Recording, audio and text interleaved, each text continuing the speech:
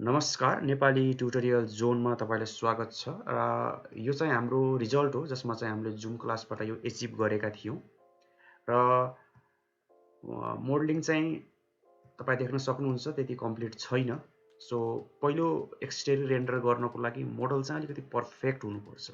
तर अहिलेको भिरेमा हामीले त्यो चिन्ता लिनु पर्दैन किनभने अहिलेको भिरे एकदमै सजिलो छ। के इम्पोर्टेन्ट छ एक्सटेरियर रेन्डरमा? सबसे इम्पोर्टेन्ट भनेको तपाईको जुन सिसा छ त्यो सिसा चाहिँ पर्फेक्ट आउनु पर्यो र अहिलेको भिरेमा तपाईले सिसा बनाइराख्नु पर्दैन, रेडिमेड सिसा हुन्छ त्यही युज गर्ने हो। र भिरे 6 मा जति पनि मटेरियलहरु छ त्यो कसमोसको लाइब्रेरी बनेको छ। ल म तपाईलाई देखाउँछु पहिला कसरी ल्याउने हो। यो हाम्रो मोडल भयो हो, ठीक छ। र यसको डिटेल ट्युटोरियल हाम्रो च्यानलमा आउने नै छ। यो हाम्रो त जुम क्लासको भिडियोको लागि बनाएको हो जसमा चाहिँ हामीले हतार हतार नै बनायौं यो 3D। सो देख्न सक्नुहुन्छ यहाँ अलिकति छ। सो मलाई चाहिँ के लाग्यो भन्दाखेरि यसको ट्युटोरियल फेरि बनाउन म चाहन्छु। कृपया च्यानल चेक गर्नुहोला। तर आजको यस भिडियोमा एक्सटेरियर रेन्डर गर्नको लागि के कुरा ध्यान दिनुपर्छ त्यो। नम्बर 1 भनेको तपाईले एउटा इन्भाइरोमेन्ट क्रिएट गर्नु पर्यो सराउन्डिङको।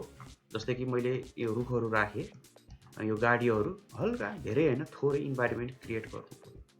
नम्बर 2 भनेको तपाईको सिसा जुन छ त्यो सिसा जस्तो आउनु पर्यो। र सिसालाई हामी ध्यान दिउँ कसरी बनाउने। अब सिसा बनाउनको लागि तपाईले पहिला त यो भनेको एसेट एडिटरमा क्लिक गर्नु पर्यो। र च्यानललाई सब्स्क्राइब गर्नु भएको छैन भने कृपया सब्स्क्राइब गरिदिनु होला जसले गर्दा हामीलाई नयाँ नयाँ ट्युटोरियल बनाउनेमा हेल्प गर्नेछ। र हाम्रो स्केचअप नेपाल च्यानल चाहिँ नेपाली ट्युटोरियल जोनमा कन्भर्ट भएको छ। किन भन्दाखेरि अब हाम्रो च्यानलमा स्केचअप मात्रै नभएर स्केचअप, अटोक्याड र रेन्डरिङ स्पेशली भिरे रिलेटेड ट्युटोरियल राख्ने भएको हुनाले हामीले नेपाली ट्युटोरियल जोन अहिले राखेका हौं। सो यो हाम्रो एसेट एडिटर हो। एसेट भनेको के हो? तपाईको सम्पत्ति हो। जति पनि कुराहरु छ भिरेसँग रिलेटेड त्यो जम्मै एसेट एडिटरमा अभाइलेबल हुन्छ। समस्या के हो भन्दाखेरि तपाईको जुन मटेरियल छ भिरे 6 मा कसमोसको पार्ट बन्यो। यहाँ लेखेको छ क्रिस्टियन र भिरे material is now part of cosmos. अब कसमोस कहाँ छ? यो आइकन जो कुकीको आइकन जस्तो छ यो कसमोस आइकन हो।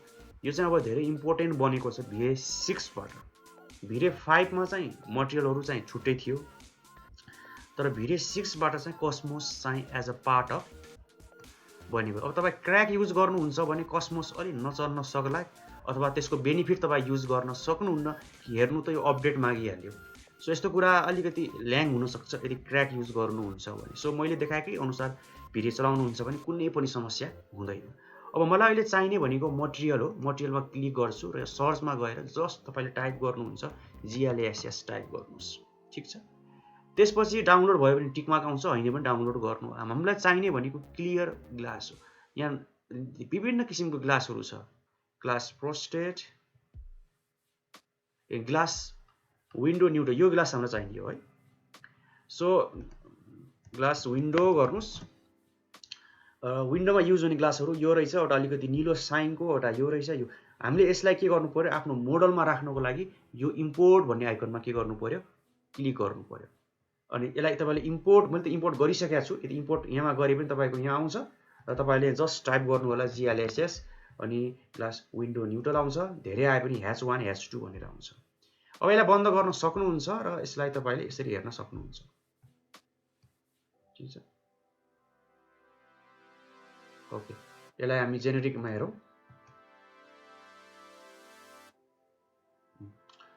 अब यसलाई मैले के गर्छु भन्दाखेरि हाम्रो रेन्डर हेरौं। यो सिसा चाहिँ राम्रो छ। यो सिसा भनेको अलिकति ब्लु टिनको सिसा छ है।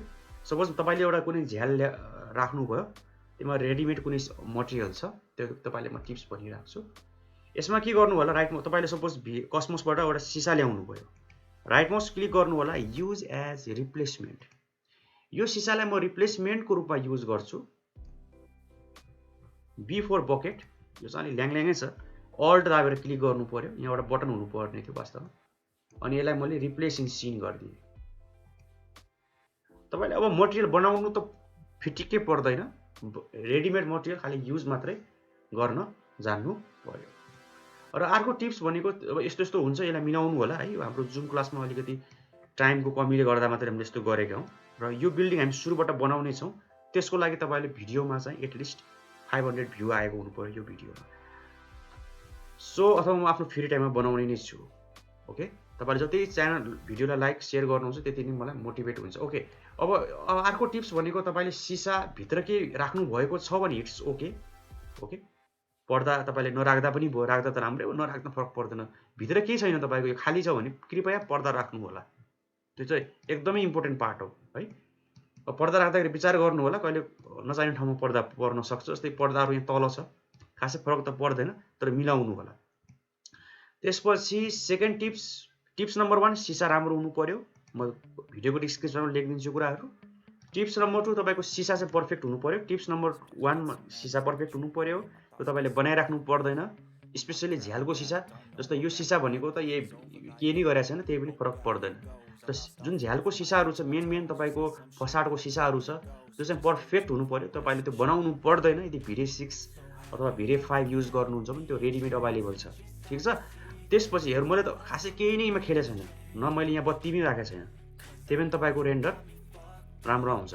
किन आउँछ भन्दाखेरि इन्भाइरोमेन्ट र सिसा चाहिँ एकदम इम्पोर्टेन्ट। अब सिसा त्यतिकै त राम्रो हुँदैन, रिफ्लेक्सन गर्ने के कुरा हुनु पर्यो। जस्तै कि यो सिसामा हेरौँ, नम्बर 1 राम्रो आउने रुखको छाया आयो, अथवा यता बिल्डिङ पनि हुन सक्ला। ठीक छ। इभन दो यो मटेरियल तपाईको बिग्रिया छ, यहाँ रिफ्लेक्सन के झुकेर भयो, त्यही पनि खासै फरक परेन, किनभने सिसाले त्यसलाई ओभरकम गर्यो। सो यो सिसा रिफ्लेक्सन आयो राम्रो, त्यसपछि भित्रको पर्दा देखियो। यो दुईटा चाहिँ इम्पोर्टेन्ट भयो। सो सिसा चाहिँ पर्फेक्ट हुनु पर्यो तपाईको, त्यो चाहिँ कसमोसकै हामीले युज गर्ने हो। त्यसपछि एउटा राम्रो एचडीआर इमेज युज गर्नु पर्यो तपाईले। सकेसम्म एकनासको लाइट भएको, चर्को घाम अथवा त्यस्तो भएको सकेसम्म युज नगर्दा राम्रो। तर त्यो रुल चाहिँ हैन, फेरि त्यो तपाईले ट्राई गर्नु होला। अनि यस्तो खालको तपाईले रुखहरु भेजिटेसनहरु राख्नु पर्ने हुन्छ, र रुख भेजिटेसन राख्नको लागि तपाईले कसमोस एसेट युज गर्नु होला है। डाउनलोड नगर्नु होला। कसरी युज गर्ने त्यो म तपाईलाई अलिकति हल्का डेमो दिन्छु। मान्छेहरु सबै कसमोसकै एसेट हो। अलि इन्टरनेट यहाँ स्लो भयो, फेरि यहाँ क्लिक गर्छु हैन, मटेरियल यहाँ 3D। अनि अर्को समस्या भनेको भिरे युज गरेर रेकर्डिङ गर्दाखेरि अलि ह्याङ हुने पनि देखिन्छ। सो अलिकति मेरोमा स्लो चाहिँ भइरहेको छ, तपाईको हुँदैन। भेजिटेसन भन्ने क्याटेगोरीमा जानु होला, अझै राम्रो क्याटेगोरी छ ट्रीमा जानु होला हैन, डाउनलोड गरेर राख्नु होला। यो सामान्य स्टेप नै छ। मैले त्यही रुखहरु राखेको हो, जस्ट इन्भाइरोमेन्ट। अनि एउटा सामान्य एउटा ब्लक घर बनाएको। ठीक छ। यो घरमा तपाईले यस्तै झ्याल नराखे पनि हुन्थ्यो, तर मैले चाहिँ अलि राखिदिएको मात्रै हो। यसको छायाले पनि इन्भाइरोमेन्ट क्रिएट गर्छ। बेसिक यति इन्भाइरोमेन्ट चाहिँ क्रिएट गर्न अति आवश्यक छ। अनि तपाईले रेन्डर गर्नुभन्दा अगाडि के सेटिङहरु भनिदिन्छु। पुरानो भिरेमा तपाईले याफ नम्बर त्यो अनेक थरी मिलाइराख्नु पर्थ्यो।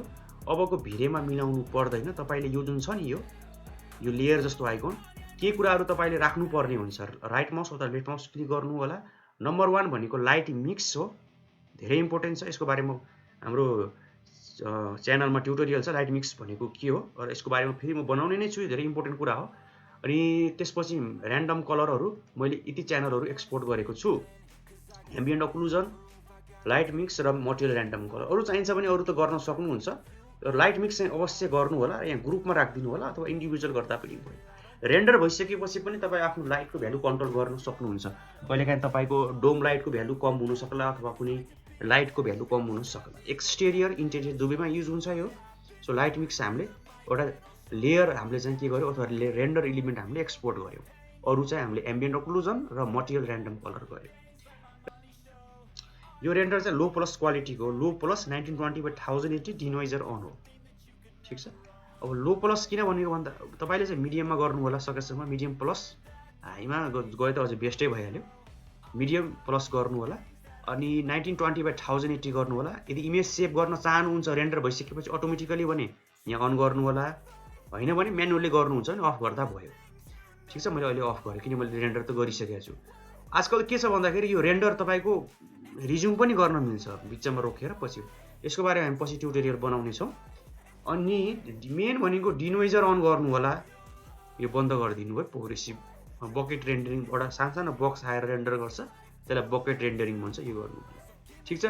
अनि सीपीयू अन गर्नु। अब जीपीयू छ भने यहाँ आएर टिक मार्क लगाइदिनु दुईटैमा है। अहिलेको भिरे 6 मा चाहिँ दुईटा अन गर्दाखेरि मेरोमा चाहिँ क्र्यास आइरहेछ। तपाईले चेक गर्नु तपाईको आउँछ कि आउँदैन है त। यो अलिका बग हो, मेरोमा चाहिँ बगको रूपमा आयो। कुडा भनेको सीपीयू र जीपीयू युज गर्नु भने कुडामा जानुस्। आरटीएक्स भनेको तपाईको खाली जीपीयू लाई मात्रै ले आरटीएक्स भन्छ। CPU र GPU युज गर्न चाहनुहुन्छ, अहिले रेन्डर फास्ट हुन्छ, यसलाई इग्नोर नगर्नुहोस्। अनि कसै बाई डिफल्ट दुईटैमा टिक मार्क लगाउँदैन, आफै लगाउनुपर्छ क्लिक गरेर। सो अहिले त मैले CPU मात्रै गरेँ। अनि रेन्डर गर्नको लागि तपाईँले अभियसली टिपोट आइकनमा क्लिक गर्नुपर्ने हुन्छ र डिनोइजर चाहिँ अन गरेको छु र यसलाई म रेन्डर भन्ने आइकनमा क्लिक गर्छु। सो रेन्डर गर्दाखेरि जुन विन्डो आउँछ त्यो विन्डोलाई हामीले फ्रेम बफर भन्छौँ। यो चाहिँ हाम्रो रेन्डर भयो र देख्न सक्नुहुन्छ हाम्रो रेन्डर राम्रो आएको छ। के कुराहरू मिलाउनु त छ अभियसली, र मैले जुन भने तपाईँले इन्भाइरोमेन्ट क्रिएट गर्ने, सिसा बनाउने, त्यो कुराहरू चाहिँ इम्पोर्टेन्ट हो है। सो त्यसलाई चाहिँ इग्नोर नगर्नु होला। र यसको ट्युटोरियल चाहिँ अवश्य आउने नै छ, तर कृपया यो भिडियोमा अलिकति भ्यू बनाइदिनु होला, र जसले गर्दा मलाई यसको डिटेल विस्तार रूपमा चाहिँ ट्युटोरियल बनाउनेमा सहयोग पुर्याउने नै छ। र यदि तपाईँलाई स्पेसल अथवा तपाईँलाई अनलाइन क्लास चाहिन्छ अथवा जुम क्लास चाहिन्छ भने तल कमेन्ट गर्नु होला, र हामी तपाईँलाई अथवा हाम्रो नेपाली ट्युटोरियल zone@gmail.com मा पनि तपाईँ हामीलाई मेसेज गर्न सक्नुहुन्छ। र मलाई विश्वास छ यो ट्युटोरियलबाट तपाईँलाई एक्सटेरियर रेन्डर गर्ने आइडिया आयो होला। र भिडियो मन परेमा कृपया लाइक, सेयर एन्ड सब्सक्राइब अवश्य गरिदिनु होला। Thank you very much.